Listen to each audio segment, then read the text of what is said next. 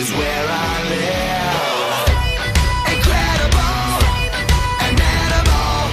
One life to live. I never give up, I never give in. Some people wanna turn and run, but the strong rise under the gun. Top to the top, ain't never gonna stop. To the top, to the top, ain't never gonna stop. Never gonna keep me down. Still the one that's standing now. Destiny is calling me, go down in history. Every day I fight to be legendary.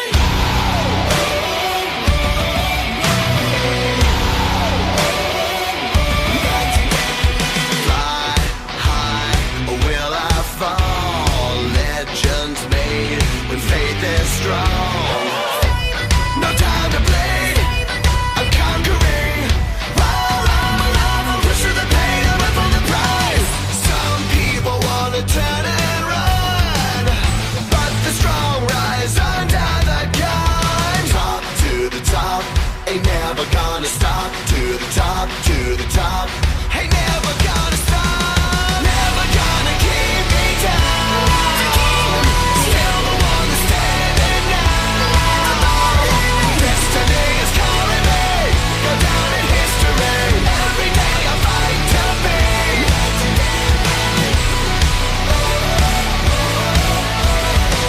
Every day I fight to be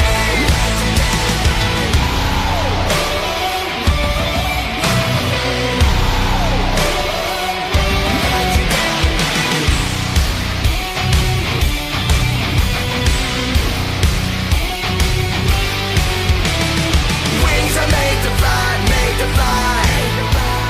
Fears are born to die, born to die. Pushing through the pain, through the pain. Pushing through, breaking through, whatever it takes, what I gotta do.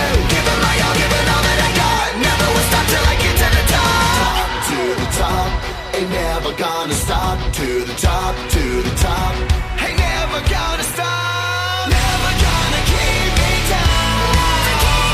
Still the one that's standing now. Destiny is calling me, go down in history. Every day I fight to be legendary. Never gonna keep me down. Still the one that's standing now. Destiny is calling me, go down in history. Every day I fight to be legendary.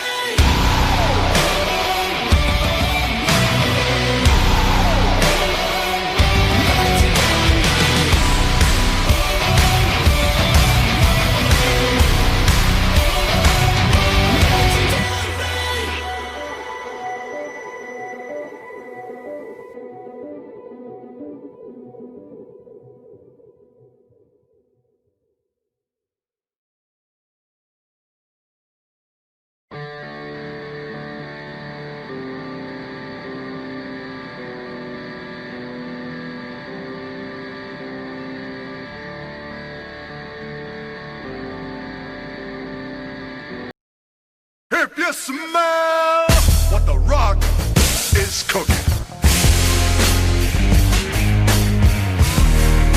The rock says, the rock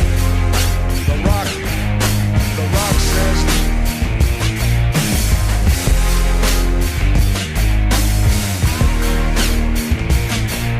The rock says, the rock.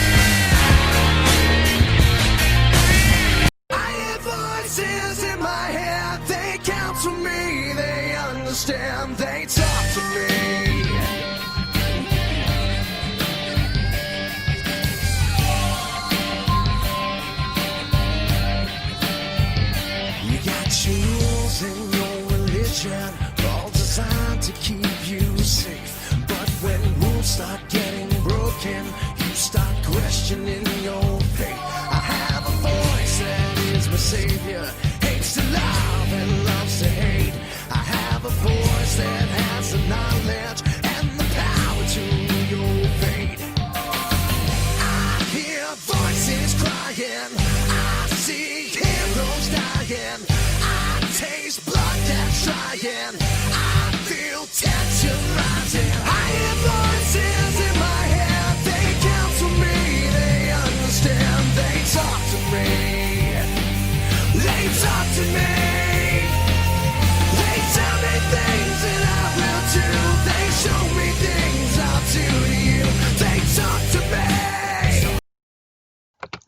Hello and welcome to the WWE Wrestling Talk Show with Lisa Rock Jones and Sean Randy Smith, as we bring you our reactions to WWE Payback. yes, we will bring you our reactions and possibly how some of them will lead into the next pay-per-view, Clash of Champions. Yes. We shall start with the pre-show match, when the 2/3 of the newly reunited Riot Squad took on the Iconics. In Billy Kay and Peyton Royce. And the Iconics seem to have gotten the better of both of them in singles competition, and definitely Ruby Riott. However, here, the winner of the match were the Riot Squad. And that would be the Iconics' final pay-per-view appearance and tag team. Yes, because they redid this match again the following night on Raw, with a little bit of a stipulation added to it. So the winning team would be declared the number one contenders for the Women's Tag Team Championships. The losing team were forced to disband, And the losing team were the Iconics. marking the end of a decade-long partnership between Billy Kay and Peyton Royce, basically since NXT. Yes, and the match that the Riot Squad will have for the tag team titles, I would imagine will come with Clash of Champions, although they could do it on Raw. Yes. The main card opened up with the United States Championship match, with Apollo Crews defending against the CEO of the Hurt Business, Bobby Lashley. Now, this was a okay match. I think it could have been done slightly better. It could have been, you're right. But after some back and forth action, not a lot of interference by the rest of the Hurt Business. Of Shelton Benjamin and MVP. Lashley managed to get Apollo Crews to tap out in the full Nelson lock to win his second United States Championship and first in 14 years. Yes, you heard us right. 14 years was the last time that Bobby became United States champion. In a match which sort of came out of nowhere, Sheamus took on Biggie. Yes. And there's not a lot to say about this, except that with the singles push that they seem to be giving Big E at the minute, the winner of the match was Big E. Big E. Next we had a sort of match which hasn't ended any bitterness between the two. As the original Bro in Matt Riddle took on King Corbin. It's after having a bounty put on his head. By King Corbin. This match was relatively fine. I mean, King Corbin, as much as annoying as he is, I give him credit, he can put on good matches. He can. But in the end, after a floating bro, which is basically almost a swanton type maneuver, Of sorts. Matt Riddle would pick up the victory. However, a very annoyed King Corbin will attack Matt Riddle backstage during their interview. Yeah, which definitely proves that this rivalry is far from over. Now, we go from two people who can't stand each other facing each other to two people who can't stand each other teaming up. Yes. As Shayna Baszler and Nia Jax challenged the Golden Role Models Otherwise known as the two-woman power trip. of Bayley and Sasha Banks for the Women's Tag Team Championships. Going into this match, we thought that maybe this tag team between Shayna Baszler and Nia Jax wouldn't work, but we also said that it would be very interesting to see what would happen. It started off as if they were bickering. As the match went on, they started to gel as a team. Yeah. And the ending of the match, after Jax, I think it was, kicking out of a combination of the frog splash and elbow by Bayley and Sasha Banks, was a very interesting one because they were attempting to double team Nia Jax when Shayna Baszler made the tag, sort of took control of the situation, and then she managed to get Bayley into the Cafeteria clutch. Clutch, yes, while applying the Death Rock to Sasha Banks at the same time. Now, whilst Sasha Banks will attempt to use her arm to possibly poke the eyes of Shayna Baszler, try and release the grip, Shayna would use that to her advantage and basically use Sasha's arm to choke Bayley a bit more, forcing Bayley to tap out. causing us to have. So Shayna Baszler and Nia Jax are now your new WWE Women's Tag Team Champions, leaving the Golden Role Models with only one championship. Yes, within a 1 week period, Sasha Banks has gone from Banks 2 belts to Banks no belts. Well, yes, pretty much. I was going to say something else, but you took the words right out of my mouth. And it's time for Payback to bask in the glory. Before we get to that, I want to say one other thing. Which is? Sasha Banks almost screamed no when Bayley tapped out. She's probably going to blame Bayley for losing this match, which will hopefully lead to the final match and split of these two that will eventually lead to Bayley versus Sasha Banks for the SmackDown Women's Championship at Clash of Champions. Which is a match we've all been crying out for. A match which probably would have happened at SummerSlam if the world hadn't gone to pot. Allow me, Mr. Roosterrock, in COVID-19. Yes, and I almost think it's Shayna Baszler and Nia Jax, depending how long their tag team championship reign lasts, could possibly turn into the female version of Team Hell No. Quite possibly.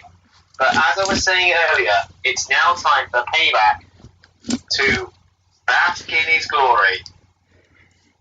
Yes, at NXT TakeOver 30, after only holding the NXT Championship for just over a month, Pretty much. Keith Lee would lose to Karrion Kross, only for him to vacate the championship. Basically, Finn Balor treatment. But then Keith Lee would debut on Raw the night after SummerSlam and basically confront Randy Orton. Yep, interrupting me as I was cutting a promo to Drew McIntyre. They had a match on Raw which was interrupted when McIntyre came out to attack Orton because of some punch to the head. Yes. And the rematch was scheduled to take place at Payback. Now here, we all know Randy Orton has voices in his head. Here, he had the voice of the chairman of a board in his head. Because Vince McMahon told Randy Orton to go out there and make Keith Lee look like a star. And that's exactly what he did.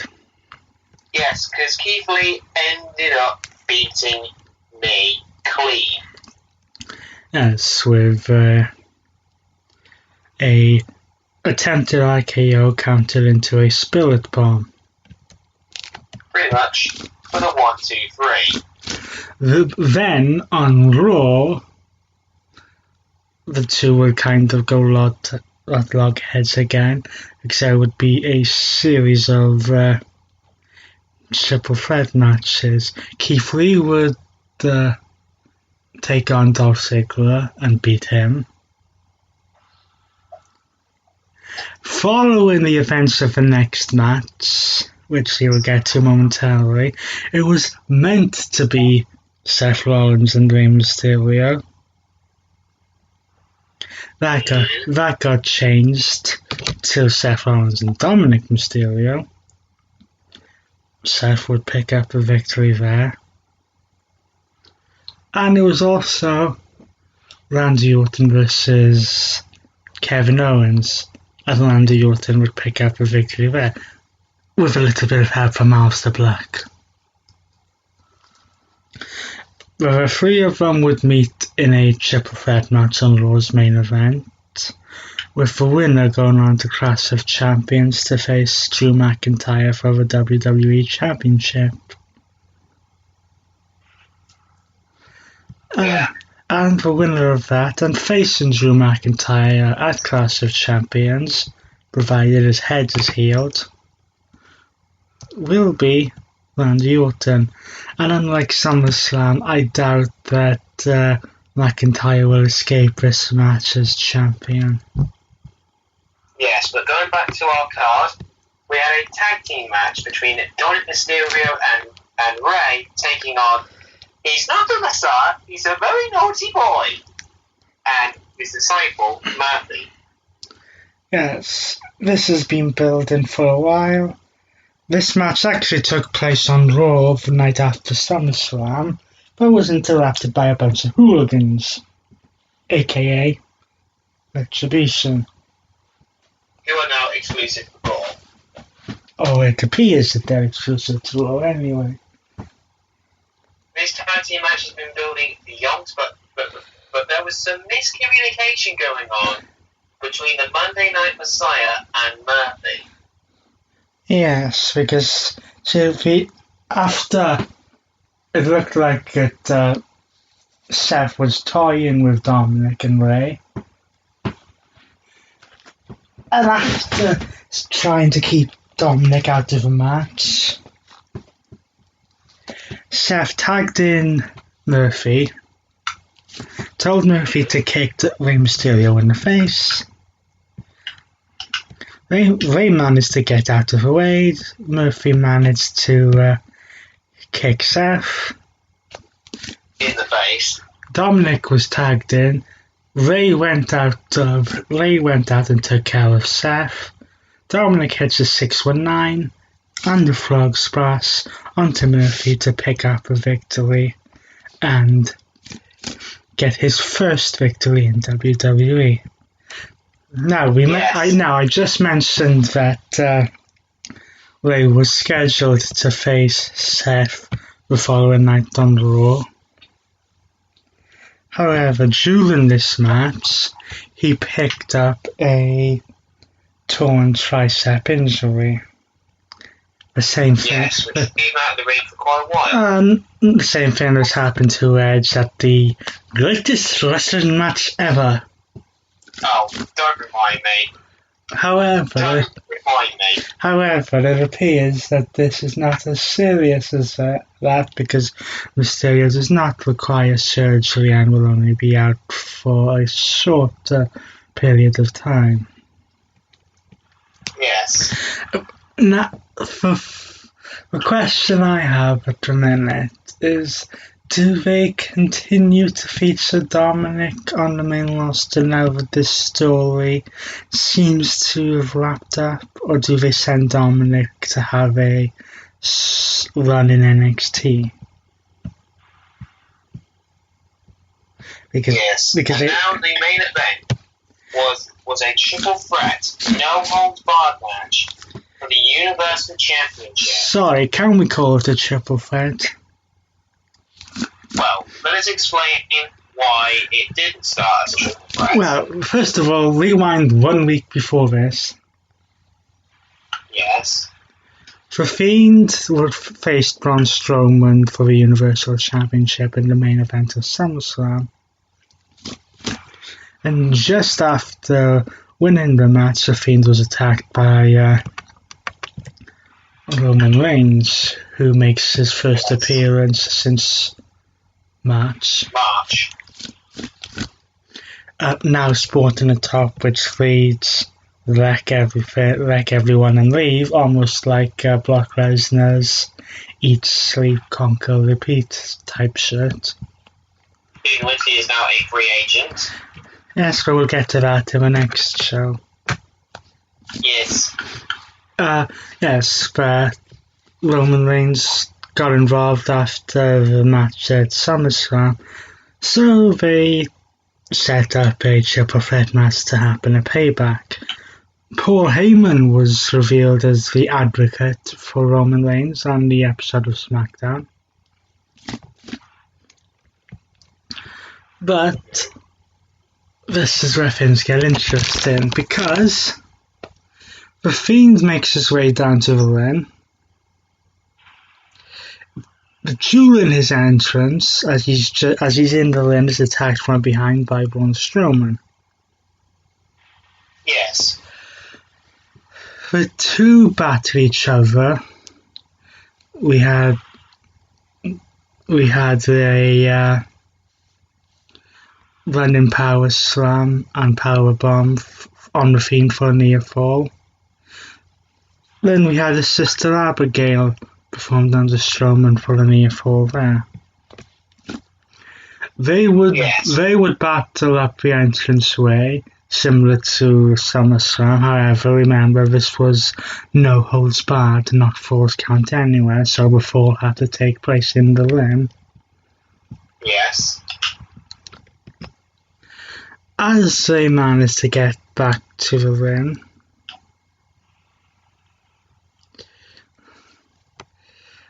The Fiend, Strowman performed a spear on The Fiend, knocking him through the stage. Yes, the spear does seem to be the Fiend's downfall. It does. But eventually they get to the turnbuckle, and we're thinking, oh no, this spot again. They hit a suplex on from the top rope, causing the ring to implode. Again, with Strowman.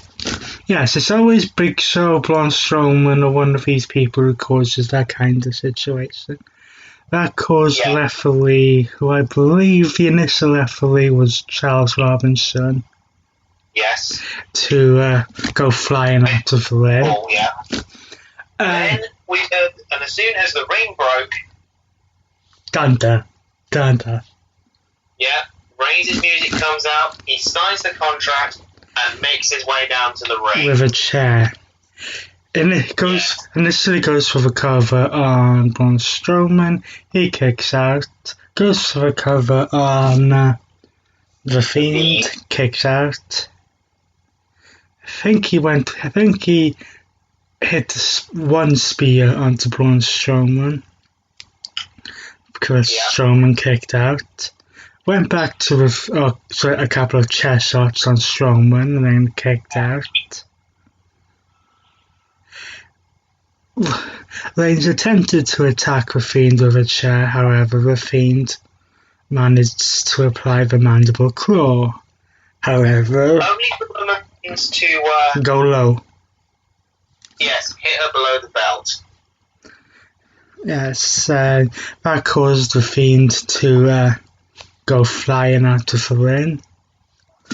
And then Roman Reigns hits a spear onto Braun Strowman and gets the 1, 2, 3. And for the second time in his career, Roman Reigns is the Universal Champion. Winning back the title, he never lost. And turning heel for the first time since 2014. Yes, Roman Reigns hasn't been a heel since the first run of the Shield. I will say, it's about time you did that, WWE. Why didn't you do it with John Cena? Let's run through the results. On the pre-show, the Riot Squad defeated the Iconics. Bobby Lashley beat Apollo Crews to become the new United States Champion. Big E defeated Sheamus. Matt Riddle defeated King Corbin. Shayna Baszler and Nia Jax defeated Bayley and Sasha Banks to become the Women's Tag Team Champions. Keith Lee made me bask in his glory by defeating Randy Orton. Dominic and Rey Mysterio defeated the Monday Night Messiah, Seth Rollins and his disciple Murphy. And Roman Reigns defeated The Fiend and Braun Strowman to become the new Universal Champion. So that does it for Payback.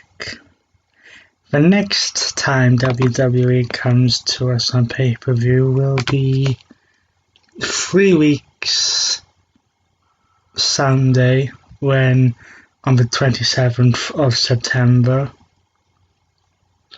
when they present the Clash of Champions, when every WWE Championship, including R-Truth's 24/7 Championship, needs to be defended. Yeah, so until then, it's been Lisa Rock Jones, and he's been Sean Randy Smith, and we will see you next time.